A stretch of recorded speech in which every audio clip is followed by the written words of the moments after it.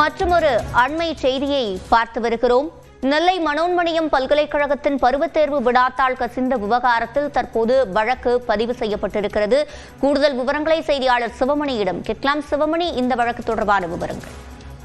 திருநெல்வேலி மனோன்மணியம் சுந்தரனார் பல்கலைக்கழகத்துல பிகாம் பாடப்பிரிவில் இருக்கக்கூடிய இண்டஸ்ட்ரியல் லா என்ற அந்த பிரிவினுடைய தேர்வு கடந்த மூன்று தினங்களுக்கு முன்பு நடப்பதாக அறிவிக்கப்பட்டிருந்தது. அந்த தேர்வு வினாத்தாள் கசிந்த நிலையில தேர்வை ஒத்திவைப்பதாக மனோன்மணியம் சுந்தரனார் பல்கலைக்கழகத்தினுடைய அந்த தேர்வு ஆணையர் தெரிவித்திருந்தார். இந்த நிலையில 30 அல்லது 31ஆம் தேதிகள் இந்த தேர்வு நடத்தப்படும் என ஏற்கனவே அறிவிக்கப்பட்ட நிலையில நேற்று வேறொரு வினாத்தாள் தேர்வு செய்து நடத்தி முடிக்கப்பட்டிருக்கிறது.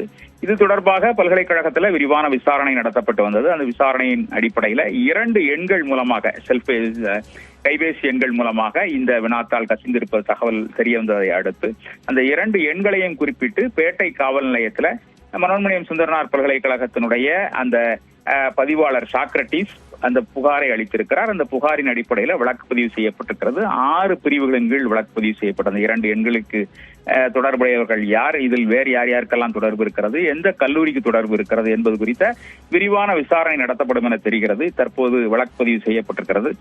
அதாவது பிஎன்எஸ் சட்டப்படி 316, 318, 3/5, 345 தனியார் அந்த தேர்வு பப்ளிக் எக்ஸாம் அண்ட் பிரைவேட் அப்படிங்கிற புது சட்டத்தின்படி 6 பிரிவுகளின் கீழ் வழக்கு பதிவு செய்யப்பட்டிருக்கிறது. நம்பிக்கை மீறல் குற்றம், மோசடியில் ஈடுபடுவது, பொதுவான நோக்கத்திற்கான குற்றம், அலட்சியமாக செயல்படுவது, தேர்வு வினாத்தாள் கசிவதற்கு காரணமாக அமைவது என்பது உள்ளிட்ட 6 பிரிவுகளின் கீழ் வழக்கு பதிவு செய்யப்பட்டிருக்கிறது. இந்த தொடர்புடைய நபர்கள் மீது கடுமையான நடவடிக்கைகள் எடுக்கப்படும் என தெரிய வந்திருக்கிறது. சுரஞ்சனி, விவரங்களை வழங்கியமைக்கு நன்றி சிவமணி.